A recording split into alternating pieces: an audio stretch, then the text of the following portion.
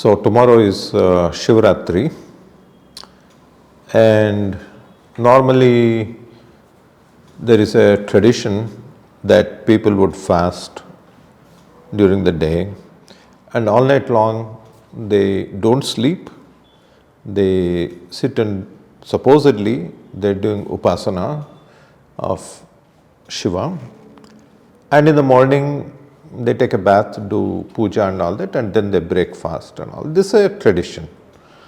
But lately what has happened is it has become more a time to just have fun, like people stay up all night long, but they go watch movies or do something else, nothing related to anything spiritual. Not everybody, but there are several people who do that. What we really want to do, if you want to get the full effect of doing upasana on Shivaratri, is contemplate on his various forms and characteristics, which in turn will help us have a much clearer mind, because after all, Shiva, his abhimana, that is his, you can say, control, affection or combination of the two, is on our minds. So the mind itself is a very frivolous thing, and it just keeps going all over the place. And you know that the reason we do it in the night instead of daytime is that at night time the darkness basically means lack of jnana. So when we are in darkness, we are in ignorance. So when you are ignorant, the mind is more likely to go and do unwanted things that will result in trouble for us later, right? So when you are in that state of ajnana or lack of knowledge, wisdom, it's all the more important that we should actually focus on Shiva, at least, if not every day, at least once a year, and spend that night focusing on this and getting some benefit from that. It's not a time to party. It's not about celebration is there, but celebration makes sense only when you have acquired something, not otherwise. So let's spend a few minutes talking about a few aspects. There are many aspects, but we'll just spend a few minutes on a few aspects of Shiva. To start with, Shiva and Parvati, they are the ones who created the Panchabhutas and indirectly the Prapancha as we know it today, the physical world. And therefore, they have complete control of everything that happens in this physical world. And our interaction with other people and so on is in the physical world. And therefore, we need their anugraha, number one. Number two, Shiva and Parvati are the ideal couple, you can say, in a divine sense. We should not think of Shiva and Parvati as husband and wife in a form. They're consorts, they work together, right? But they are the ideal couple. That is also the reason why at the time of wedding, especially in southern part of India, just before the bride is taken to the wedding venue, they take her and make her perform Gauri Puja. Gauri is the Shanta form of Parvati, right? So, what is this relationship between Shiva and Parvati as far as I'm concerned? Like if you say that, oh, they created the Panchabhutas and all these things, okay, that's fine, but how does that affect me? So to answer that question, we have to look inside, not outside. So outside is the Panchabhutas, but inside, which we refer to as Pindanda, inside my Sharira, there are two things that happen in any karma. Matter of fact, I just wrote a book on that. It's called Karma and Intent, because the fact is that karma is not action. Action is a part of karma.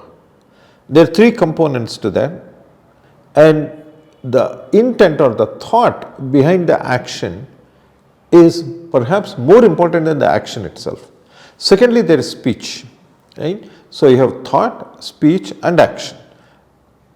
And speech and thought have to be resonant with each other. You cannot be thinking one thing and saying another thing and doing a third thing. That is not good karma. Good karma requires that all these three things should be synchronized or resonant with each other. And for that to happen, for speech to come out in a proper way, without any or without too much distortion, Parvati has to bless us, and her presence is in the Nabhi, that is in the navel area. So the thought comes from the mind, goes to the navel, the Nabhi area, and speech is generated there and it comes out of the mouth. Now as it travels and comes out of the mouth, it gets vikara, as we call it, gets distorted. Now you want minimal distortion. There will be some distortion because we have limitations, but there should be minimal distortion. And secondly, thought and speech should be one and the same. They should be together and resonating with each other. So having said all of this, what do I contemplate upon? Like if I sit all night long, I can just say Om Namah Shivaya, Om Namah Shivaya, and I can do that. There's nothing wrong with that. That is what we refer to as Nama Japa. So if you do Nama Japa, that is focusing on the name. Nama is name. So if you focus on the name and you keep repeating that over and over and over again, the advantage in that is the mind will very slowly, as you keep saying that in your mouth, very slowly the mind will go in that direction. So there is some advantage in doing that. In doing japa, there is an advantage. Perhaps we can also focus on a few other aspects. Instead of just saying Om Namah Shivaya, Om Namah Shivaya. Shiva, the word Shiva, he is purest of the pure, and he is also a tapasvi. His tapas is more than what any of us can do. He is the tapasvi among tapasvis, right? So when you look at the form, of Shiva, as we comprehend it, there are several names that are used. For example, he is called Gangadhara, he is called Nataraja, he is called Nilakantha, and so on. So the question is, where does all of this come from?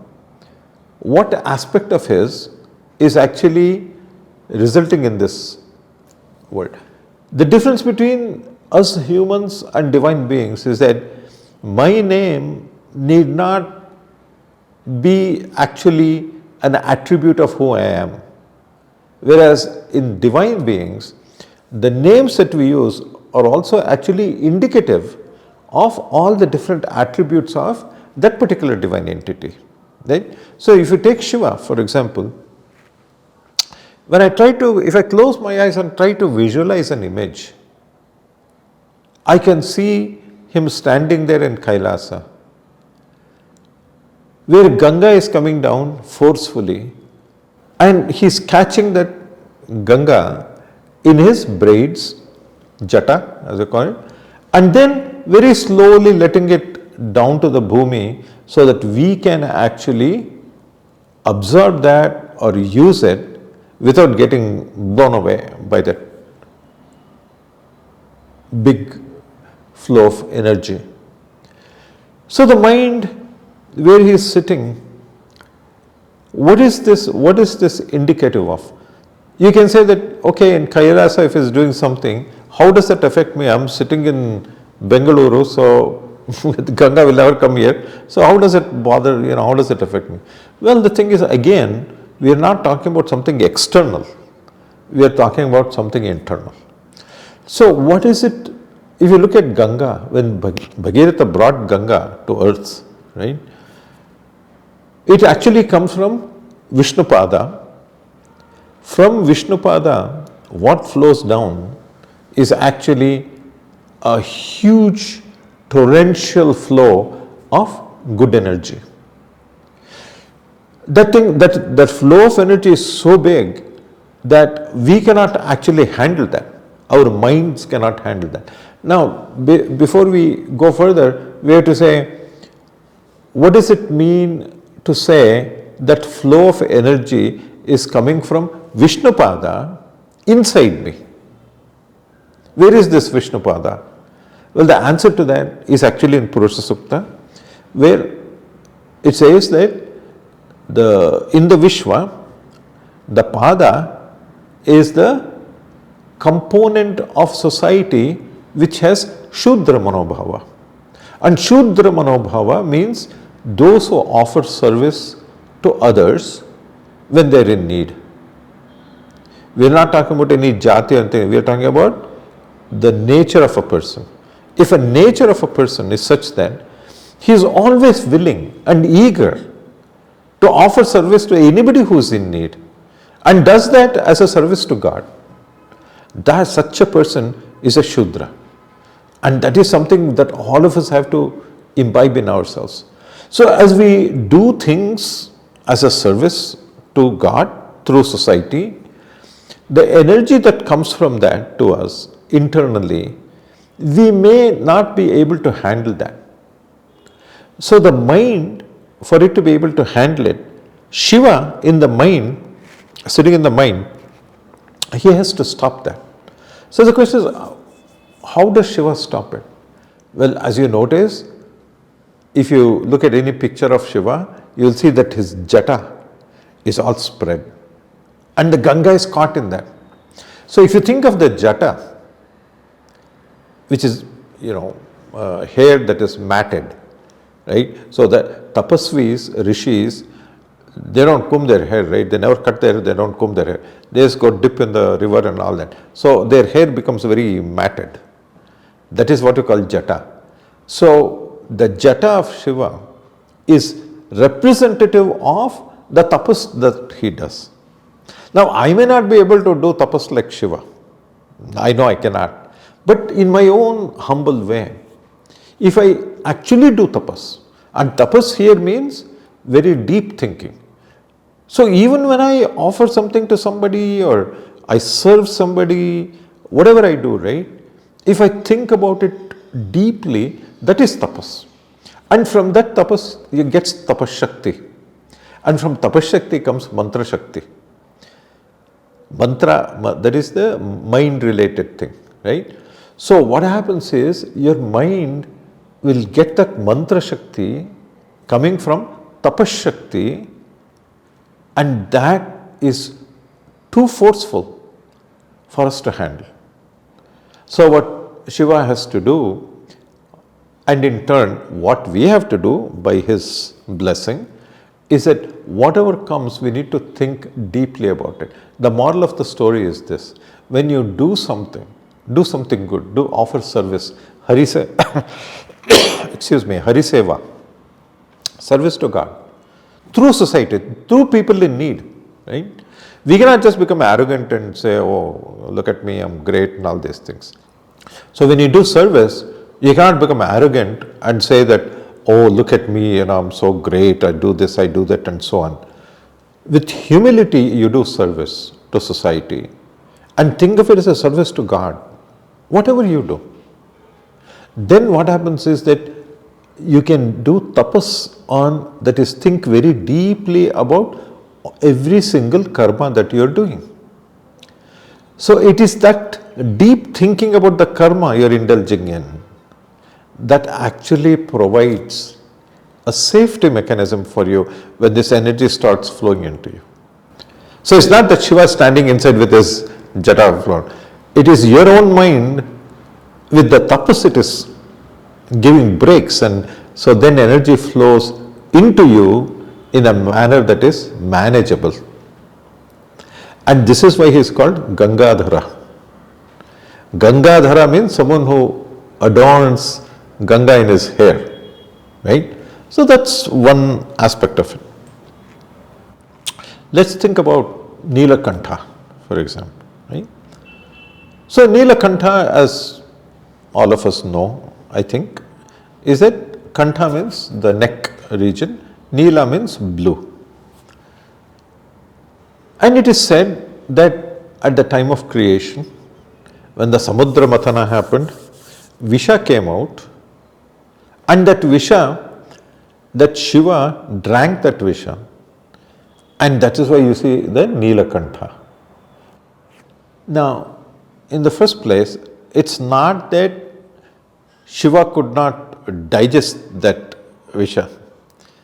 So, when you say Nilakantha, and Neela is not bad, Neela is good. So, in energy, when you look at the color of energy, like what comes from the sun, for example, right? When you go past red and yellow and orange and all those things, even green, what do you get after that? The blue. So blue, for Krishna we say Neela Megha Shyama, right? So blue is indicative of actually touching that divine presence, right? So what happens here is that again, think of the mind, because that's where Shiva is, right? Inside the body. So it's not so much that we have to go back to the time of creation of the universe. Every single thing in my life at the beginning, Mathana is actually churning.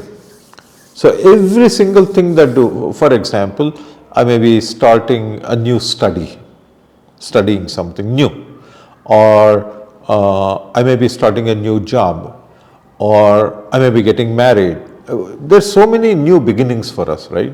So at the beginning, that mathana is important, right? So basically churning to see what comes out. So that milk, the ocean of milk that is churned, that milk represents Veda Jnana. Because there is Veda Jnana embedded in everything. You may say, what does Vedas have got to do with me taking a new job?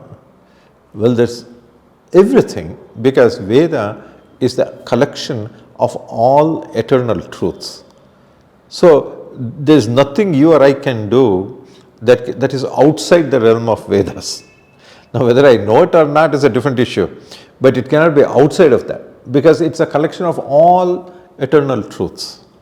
So in every single thing, if I do mathana, that is, I look at every single karma from a Vedic perspective and say, what am I doing?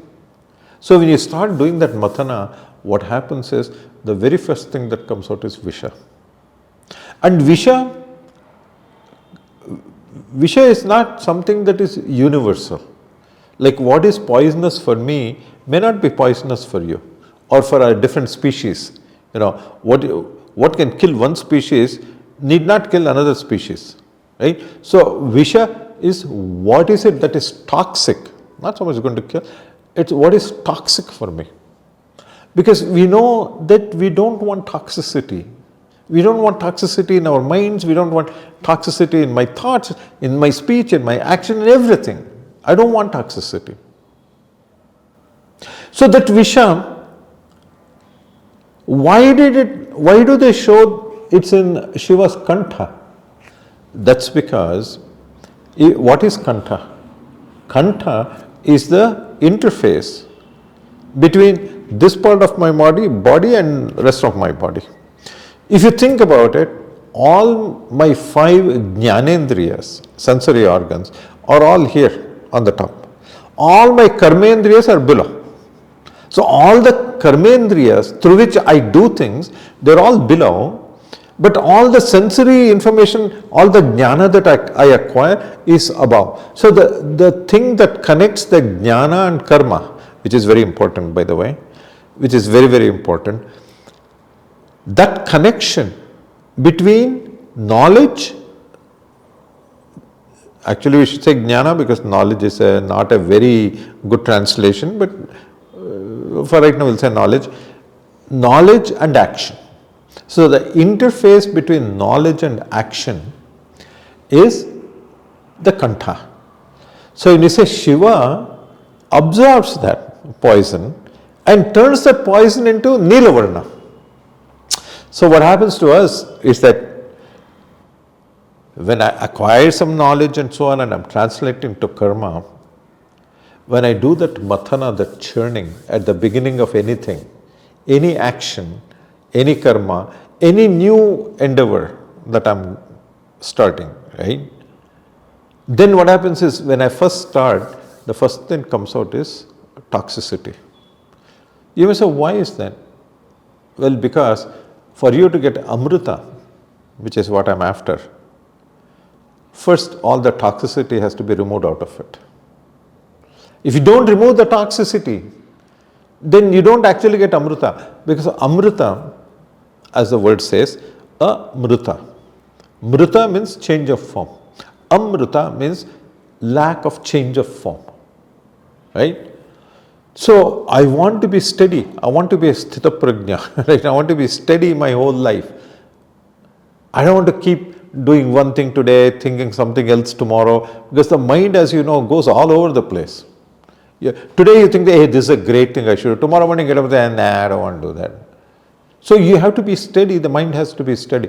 If the mind has to be steady, then toxicity has to be removed from that. And Shiva sitting in the mind will actually help you do that. So this Devata Shakti, of one of the highest Devata Shaktis, when you do Upasana of Shiva, one thing that happens is that every single karma that I do, no matter how small or how big, at the beginning you should always bow down to Shiva also.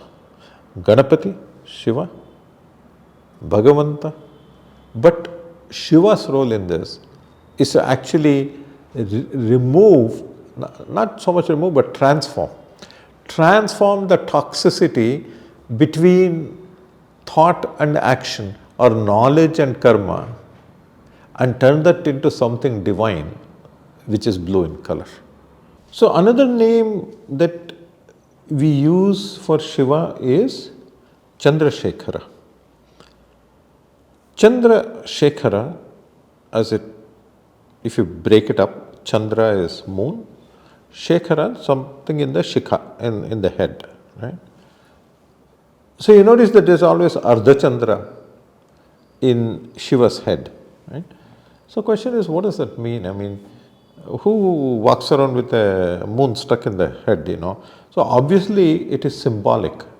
It's not saying that there's somebody walking around with any more than Krishna walking around with a peacock feather. See, these are all symbolic, very symbolic. So if you look at Chandrashekara, Chandra always gives you reflected light. Now light represents knowledge in our tradition, right? So the original source of the light is coming from Surya. But Surya, that light can make me very hot, it can make me sweat, I cannot handle that. So what happens is, this light that falls on the moon will get reflected, and the moonlight is always very cool and very pleasing, very, very pleasing. So the light or jnana, Veda jnana, if I try to get it directly, it can actually elevate my energy and temperature, and I may be uncomfortable actually. I may not even be able to handle it, right? Here the reflected jnana comes from where? From your guru. It's not one individual, we're not talking about one person, right? But that concept of gurutva, the concept of guru, we're not talking about one. Now, it may so happen at a given point in time, one individual may personify that concept. But actually we are talking about a concept, not an individual, right?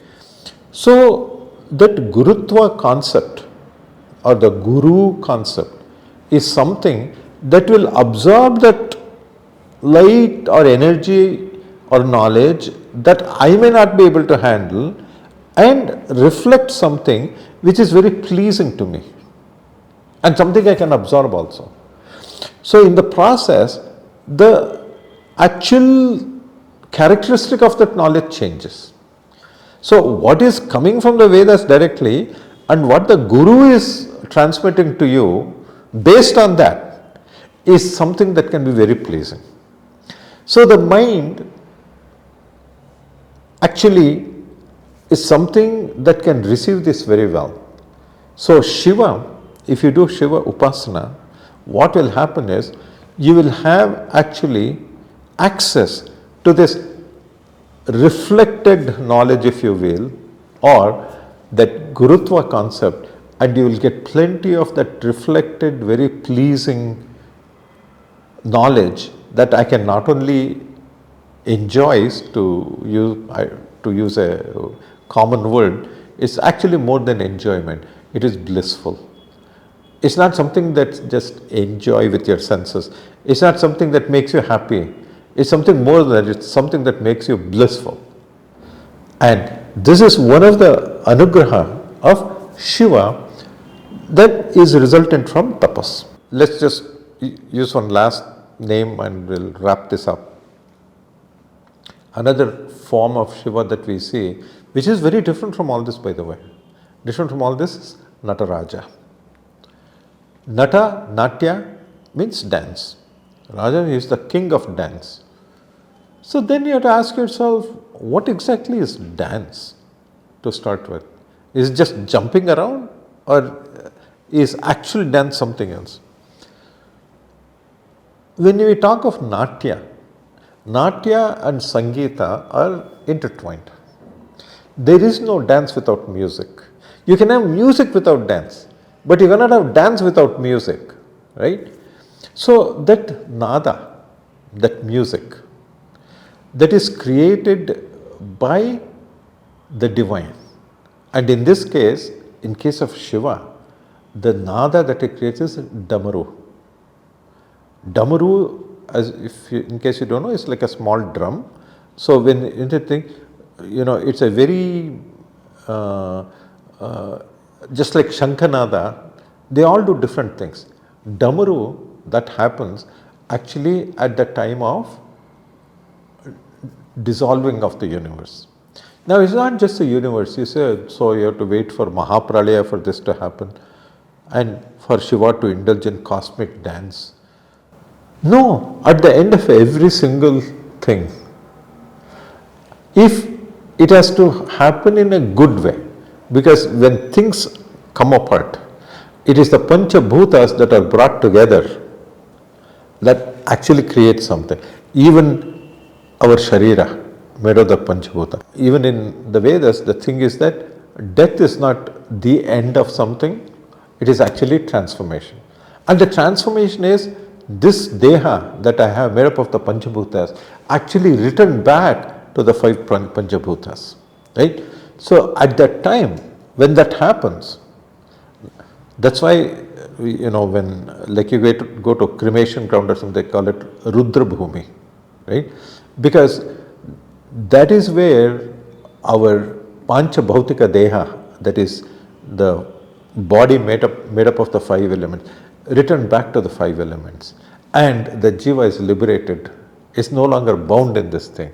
So at that time, Shiva, who is the one of, Shiva and Parvati, like I said before, they also created as Panchabhutas. So at that time, they create this divine sound which comes from the Damaru. And it is something that is joyful, it's not something sad. Because every single thing that starts has to have an end. Anything we do, not just about our birth and death, but every single thing we do, nothing is Ananta, only God is Ananta. Everything has an Anta, everything has an end. It has a beginning, there's a Adi and there's a Anta. There's a beginning, sustenance and end. And that end also has to happen in a very good way, not in a bad way. And that is why Rudra is there in Rudra Bhumi. But even in our own lives, when something that comes to an end, at that time, this cosmic dance has to be played. And when you actually do upasana of Shiva, the joyful end is what will come. Instead of a miserable end, instead of a sad end, it will be a joyful dancing type of end. That is what will come. And that is why he is called Nataraja.